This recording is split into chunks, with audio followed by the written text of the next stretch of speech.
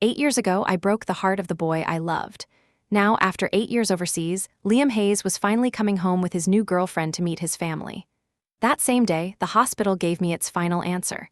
There was nothing left to treat, nothing left to try. They sent me home with only time. When Liam saw my mother helping me into a wheelchair, a cold smile touched his mouth. 8 years, he said. And this is what became of you? You can't even walk anymore. Disgust laced every word.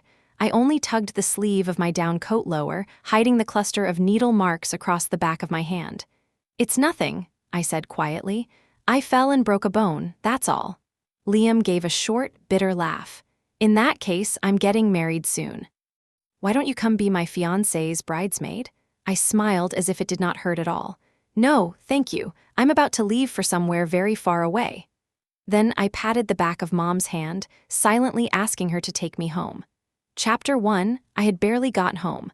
Mom had just helped me into bed when Liam Hayes' mother came by. Margaret Hayes stood in the doorway for a long moment, looking at me as if she had rehearsed this conversation 100 times and still could not bring herself to start. Claire, she said at last, her face flushing with shame. I know I have no right to ask you this, but I need a favor. She stopped there. She did not need to finish. I knew exactly why she had come.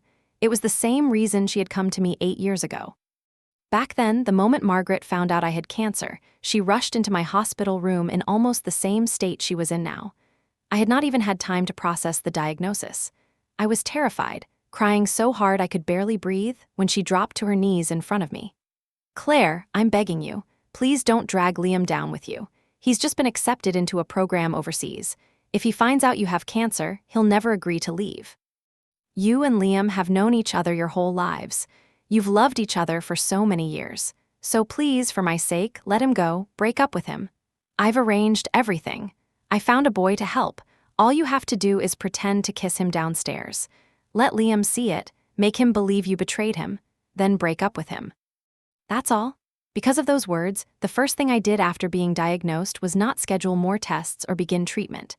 Instead, I put on the coldest face I could manage, pretended to cheat, forced Liam to hate me, and drove him out of the country without mercy. Sure enough, a second later, Margaret looked at me with guilt in her eyes. Claire, please don't blame me. I had no choice. Liam's girlfriend now was his classmate overseas throughout graduate school and his doctoral program. They're perfect for each other. I really don't want to ruin such a good marriage. You know Liam, he adored you when you were kids. If he finds out the truth about what happened back then, I'm afraid, her voice shook. I'm afraid he'll throw everything away again.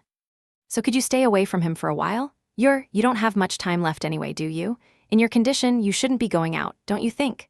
The moment Margaret said those words, my mother grabbed a pack of adult diapers from beside the bed and slammed it down so hard the mattress shook. Seeing that she was about to lose her temper, I quickly tugged at her sleeve and softened my voice. Mom, please. It took several seconds before she managed to hold herself back. Only then did I look back at Margaret. I can promise I won't tell Liam what happened 8 years ago, I said calmly, but I can't promise I won't see him. No, I could not promise that. Because during all 8 years of surgeries, chemo, and hospital ceilings, there had never been a day when I stopped missing Liam. Chapter 2, when chemotherapy became too much to bear, I would clutch the old photo of Liam and me until my fingers cramped. Some nights, that picture was the only thing that kept me from giving up.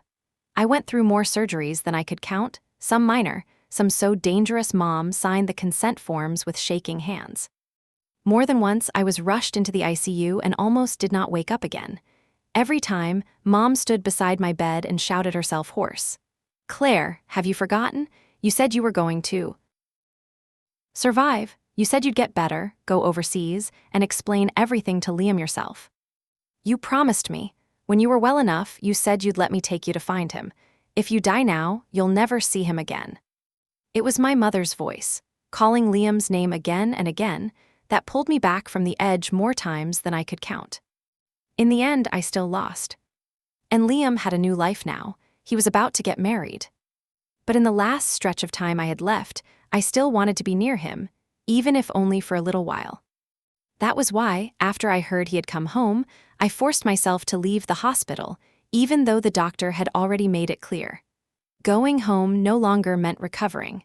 It only meant waiting for what came next. I did not expect Liam to show up at my house, right after his mother left. When I woke from a shallow, exhausted sleep, I heard his voice outside my bedroom. For a moment, I thought I had imagined it. 8 years ago, Liam hated me to the bone. He had once stood outside my house for 3 days and 3 nights, waiting for me to come out so he could grab me by the throat and ask why I had betrayed him. When I cried and told him I did not love him anymore, he punched through the glass window in the stairwell. He never laid a hand on me that day. But from then on, he despised me completely. If he saw me in the hallway, he turned around and walked the other way. Even passing my front door made his expression darken with disgust. He stopped going to the little corner store we used to visit together. He hated me so much that whenever someone mentioned my name, his face would go cold. "Why are you bringing up Claire?" he would snap. "Maybe you can stand her, I can't."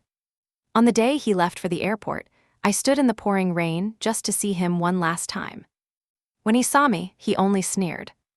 Then he threw the matching rings we had bought together at my feet, along with the phone that held every photo of us. The screen shattered against the pavement. He left without looking back. Yet now, 8 years later, he had come to my house on his own. A moment later, through the crack in the bedroom door, I understood why. Liam was holding his fiancée's hand. "Mrs. Winters," he said, his voice flat and controlled, "are you still angry about what happened 8 years ago? Is that why you don't want Claire to help us choose a wedding planner and pick out rings?" I stopped loving Claire a long time ago. I'm over it. Besides, we grew up together. Even if we couldn't be lovers, there's no reason we can't be friends. As soon as he finished, the woman beside him spoke with a gentle smile. "Mrs. Winters, Liam has already told me everything about him and Claire. Yes, Claire cheated 8 years ago, but they were young. Things like that never happen for only one reason. I'm sure Liam had his flaws too. And honestly, I should thank Claire. If she hadn't let Liam go, I never would have met such a wonderful man. So there's really no need to hold on to what happened back then. Besides, I was the one who suggested asking Claire to help with the wedding planner. Liam and I haven't been back in 8 years, so we don't really know how things are done here anymore. And if we leave it to the older generation." She paused, then smiled as if she had said something charming. "The taste level might be a little hard for me to handle." Hi, my dear audience. If you would like to read the whole story, please download the app named GoodNovel in Google Play App Store or Apple App Store. Then search code 887561. You will find this book. I will see you there. Goodbye.